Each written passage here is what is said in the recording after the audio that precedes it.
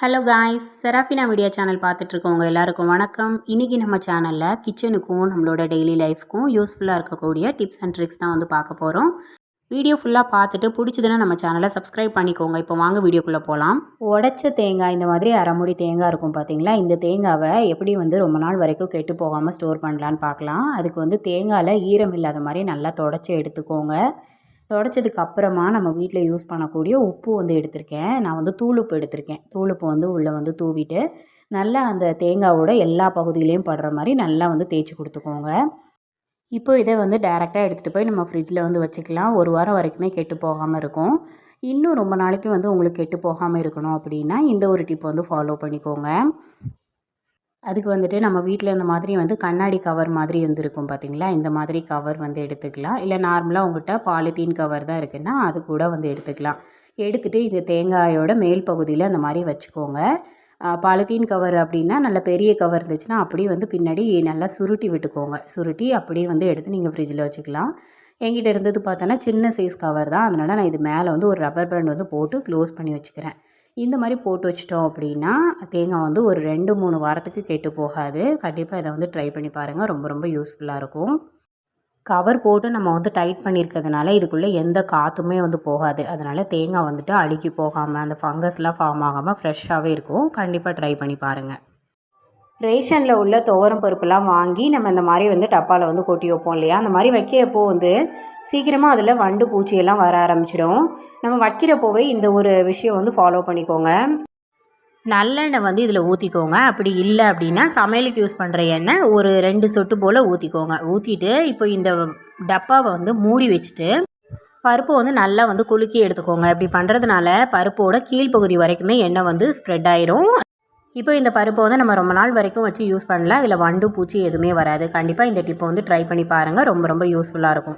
மொத்தமாக வந்து பருப்பெல்லாம் நம்ம வாங்கி வைக்கிறோம் அப்படின்னா இந்த டிப் வந்து நமக்கு ரொம்ப யூஸ்ஃபுல்லாக இருக்கும். ரேஷன் பருப்புன்னு மட்டும் இல்லை, நம்ம கடையில் வாங்குகிற பருப்புகளுக்குமே இந்த மெத்தட் வந்து ஃபாலோ பண்ணிக்கலாம். நம்ம வீட்டில் இந்த மாதிரி ஸ்வீட் ஐட்டம் இல்லை ஃபுட் ஐட்டம் ஏதாவது வந்து நம்ம வெளியில் வைக்கிறோம் அப்படின்னாலே அதில் பார்த்தோன்னா சீக்கிரமாக எறும்பு வர ஆரம்பிச்சிடும். நம்ம இந்த மாதிரி ஓப்பன் பண்ணி வச்சிட்டோம் அப்படின்னாலே அதில் எறும்பு வந்துடும். அதை வந்து அவாய்ட் பண்ணுறதுக்கு என்ன பண்ணலாம் அப்படின்னு பார்க்கலாம்.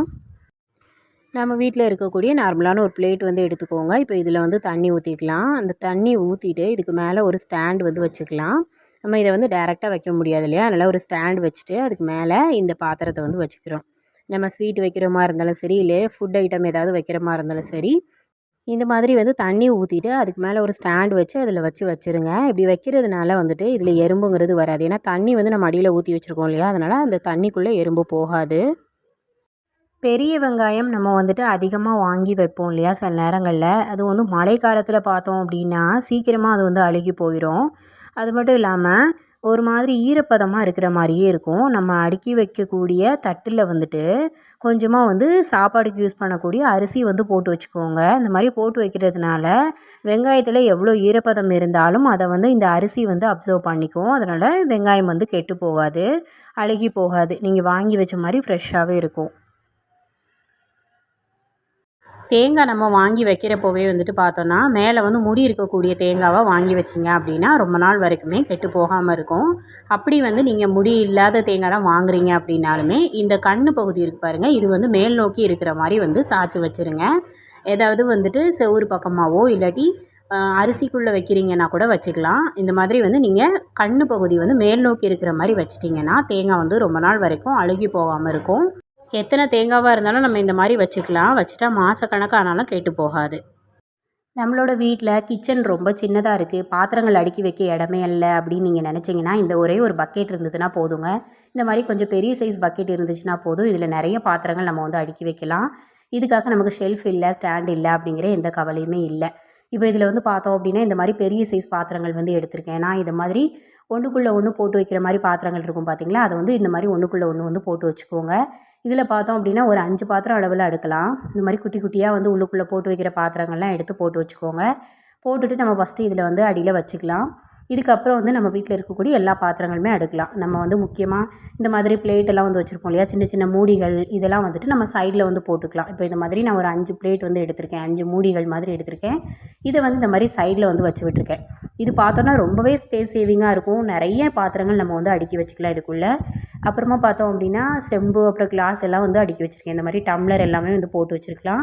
அப்புறம் நம்ம கரண்டி, ஸ்பூனு இதெல்லாம் கூட நம்ம சைட்லலாம் வந்து இந்த மாதிரி போட்டுக்கலாம். போட்டோம் அப்படின்னா நிறைய பாத்திரங்கள் வந்து போடுற மாதிரி இருக்கும். அதுக்கப்புறம் பார்த்தோன்னா இந்த மாதிரி சின்ன சின்ன பாத்திரங்கள், கிண்ணம் அந்த மாதிரிலாம் இருக்கும் பார்த்தீங்களா, இதெல்லாமே இந்த மாதிரி போட்டு வச்சுக்கலாம். பாத்திரம் நம்ம வந்து கழுவி முடிச்சுட்டு வந்ததுக்கப்புறம் இந்த மாதிரி காய வச்சுட்டு இதுக்குள்ளே நீங்கள் போட்டு வச்சுக்கிட்டீங்க அப்படின்னா ரொம்ப ரொம்ப ஸ்பேஸ் சேவிங்காக இருக்கும். அதுக்கப்புறம் இந்த பக்கெட்டோட மூடியை வந்து இந்த மாதிரி வந்து நான் மாற்றி வச்சுருக்கேன். மாற்றி வச்சுட்டு இதுக்கு மேலே நம்ம வீட்டில் யூஸ் பண்ணக்கூடிய பிளேட்டெல்லாம் வந்து இந்த மாதிரி வந்து திருப்பி வச்சு நான் வந்து அரேஞ்ச் பண்ணி வச்சுருக்கேன். இப்படி வந்து பார்க்குறப்போ நமக்கு எடுக்கிறதுக்கும் ரொம்ப ஈஸியாக இருக்கும். இது மேலே வந்து பார்த்தோன்னா எத்தனை பிளேட்னாலும் நம்ம அடுக்கிக்கலாம். நான் இதில் வந்து பார்த்தோன்னா ஒரு 6 பிளேட் அளவில் வந்து அடுக்கி வச்சுருக்கேன். இது மாதிரி உங்கள் வீட்டில் எத்தனை பிளேட் இருந்தாலுமே அடுக்கி வச்சுக்கலாம். ரொம்ப சின்ன கிச்சனாக இருக்குது, நீங்கள் வாடகை வீட்டில் இருக்கீங்க, ஷெல்ஃபெல்லாம் இல்லை அப்படின்னா இந்த மாதிரி வந்து நம்ம பக்கெட் யூஸ் பண்ணிக்கலாம். இதுக்காக நம்ம வந்துட்டு பாத்திரம் அடுக்கி வைக்கிற ஸ்டாண்டெல்லாம் வாங்கணும்னு அவசியம் இல்லை. இந்த மாதிரி வந்து நம்ம ஒரு பக்கெட் மட்டும் வச்சுக்கிட்டோம் அப்படின்னா போதும். எவ்வளோ பாத்திரங்கள் இருந்தாலும் அழகாக நம்ம அடுக்கி வச்சுக்கலாம். தேவைக்கு தகுந்தாலும் நம்ம எடுத்து யூஸ் பண்ணவும் செய்யலாம். இதை நம்மளோட கிச்சனில் கவுண்டர் டாப்புக்கு அடியில் வந்து வச்சுக்கலாம். அந்த மாதிரி வைக்கிறப்போ நமக்கு எடுத்து யூஸ் பண்ணுறதுக்கு வந்து ரொம்ப வசதியாக இருக்கும். இப்போ எங்கள் வீட்டில் வந்து பார்த்தோன்னா இந்த மாதிரி கிச்சனில் கவுண்டர் டாப்புக்கு அடியில் ஒரு ஓரமாக வந்து வச்சு விட்டுட்டேன். இது வந்து நமக்கு எடுத்து யூஸ் பண்ணுறதுக்கு ரொம்ப வசதியாக இருக்கும். பாத்திரங்கள் ஒன்று அடுக்கி வைக்கிறதுக்கு ஸ்டாண்ட் இல்லை, ஷெல்ஃப் இல்லை, நம்ம கவலைப்பட தேவையில்லை. இந்த மாதிரி பெரிய சைஸில் பக்கெட் இருந்துச்சுன்னா போதும். இதில் நம்ம நிறைய பாத்திரங்கள் அடுக்கி வச்சுக்கலாம். இந்த பக்கெட் வந்து நல்ல பக்கெட்டாக தான் இருக்கணும், இல்லை உடஞ்ச பக்கெட் கூட நீங்கள் யூஸ் பண்ணிக்கலாம். ரொம்ப யூஸ்ஃபுல்லாக இருக்கும். அப்பளம் வந்து நம்ம பொரிச்சு வைக்கிறோம் அப்படின்னா காலையில் நம்ம பொரிக்கிறப்போ நல்லா மொறுமொறுப்பாக இருக்கும். மத்தியானமே வந்து பார்த்தோம் அப்படின்னா ஒரு மாதிரி சுருங்கி போயிடும், நமத்து போன மாதிரி ஆகிடும். இந்த அப்பளத்தை வந்து இன்ஸ்டண்ட்டாக எப்படி வந்து மொறுமொறுன்னு மாற்றலாம் அப்படின்னு சொல்லி பார்க்கலாம். அதுக்கு வந்து அடுப்பு பற்ற வச்சுக்கோங்க. அதில் தாளிக்கிற பாத்திரம் ஒன்று வச்சுக்கோங்க. இந்த பாத்திரத்தை வந்து நல்லா சூடு பண்ணிக்கோங்க. சூடானதுக்கப்புறம் அடுப்பை வந்து குறைச்சி வச்சுட்டு நம்ம பிச்சு வச்சுருக்கக்கூடிய இந்த அப்பளத்தை வந்து போட்டுக்கலாம். இந்த பீசஸ் வந்து போட்டுட்டு அதுக்கப்புறம் நம்ம வந்துட்டு இது லைட்டாக வந்து வறுத்து விட்டுக்கலாம். லேசாக நீங்கள் வறுத்திங்கனாலே போதும். அதுக்குள்ளே வந்து நல்லா வந்து இது மொறுமொறுன்னு ஆகிடும். இப்போ வந்து இதை வந்து நான் ஆஃப் பண்ணிவிட்டு ஒரு பிளேட் வச்சு மூடி வச்சிடுறேன். இப்போ கொஞ்ச நேரத்துக்கு அப்புறம் நம்ம எடுத்து பார்த்தோம் அப்படின்னா நல்லா மொறுமொறுன்னு ஆகிடும். இதுக்கப்புறம் நம்ம எடுத்து நம்ம வந்து சாப்பாடுக்கு வந்து யூஸ் பண்ணிக்கலாம். அப்போ பொரிச்ச அப்பளம் மாதிரி வந்துட்டு மொறுமொறுப்பாக இருக்கும். கண்டிப்பாக இதை வந்து ட்ரை பண்ணி பாருங்கள். இப்போ நான் எடுத்து உடச்சி காட்டுறேன் பாருங்கள். கையில் வந்து இனிமேல் சூடாக இருக்குது. உடைச்சோம் அப்படின்னா நல்லா மொறுமொறுப்பாக இருக்கிறது. இந்த மாதிரி வந்து ட்ரை பண்ணி பாருங்கள். மட்டன்லாம் நம்ம குக்கரில் வந்து வேக வைப்போம் இல்லையா, அந்த மாதிரி வேக வைக்கிறப்போ வந்து சில நேரங்கள் எவ்வளோ தான் வேக வச்சாலும் சரியாக வேகாது. இந்த ஒரு சிம்பிள் டிப் வந்து ஃபாலோ பண்ணி பாருங்கள். அதுக்கு வந்துட்டு நம்ம லெமன் வந்து எடுத்துக்கலாம். லெமனில் ஒரு 4-5 ட்ராப்ஸ் வந்து இதில் வந்து புழிஞ்சு விட்டுட்டு அதுக்கப்புறம் நீங்கள் வந்து குக்கரில் வச்சு வேக வச்சு எடுத்துக்கலாம். இந்த மாதிரி நீங்கள் வேக வைக்கிறப்போ சீக்கிரமாகவே வந்து உங்களுக்கு மட்டன் வெந்து கிடைக்கும். டேஸ்ட்டும் நல்லாயிருக்கும். கண்டிப்பாக இதை ட்ரை பண்ணி பாருங்கள். இந்த வீடியோவில் நான் சொன்ன டிப்பில் ஏதாவது ஒரு டிப்பாவது உங்களுக்கு கண்டிப்பாக யூஸ்ஃபுல்லாக இருந்திருக்கும்னு சொல்லி நான் நம்புகிறேன். வீடியோ யூஸ்ஃபுல்லாக இருந்துச்சு அப்படின்னா வீடியோக்கு லைக் பண்ணி சேனலை சப்ஸ்கிரைப் பண்ணிக்கோங்க. தேங்க்ஸ் ஃபார் வாட்சிங்.